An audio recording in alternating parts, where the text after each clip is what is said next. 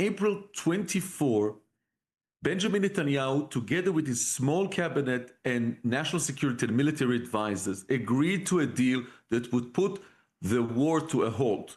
It would have weeks of ceasefire. It will have an exchange of Palestinian prisoners for Israeli hostages, and it will bring hope for negotiation, for cessation of hostilities, withdrawal of the Israeli military, and possibly also something that Netanyahu has thrived for many, many years to get, and was the closest of any prime minister, which is the normalization of relations with the most important Arab country, Saudi Arabia, that was willing to do that. He was about to bring this to the larger cabinet. He says to advisors, I'm not putting this on the agenda. I want to put this as a surprise, or not to let the more extremist ministers to oppose and coordinate.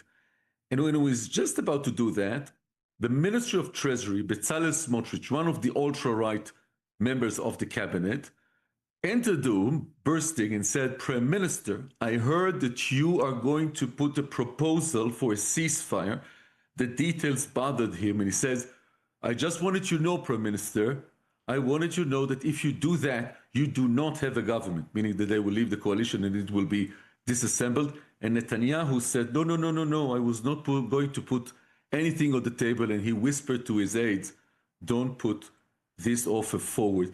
This happened in a time when it was not just sabotaging the possible hostage deal and a possible ceasefire deal. Of course, ending the misery of the hostages, of the millions of Palestinians, bringing back the hostages, saving the life of many Israeli soldiers, and maybe be a page turner to a better future for the region. But it could also bring normalization for Netanyahu, something that he really wanted. Now, Amy, it's not that Netanyahu doesn't want the hostage to come back. It's not that Netanyahu doesn't want normalization with Saudi Arabia. He does, I'm sure. But there are things he wants more, or maybe more precisely, things that he fears more.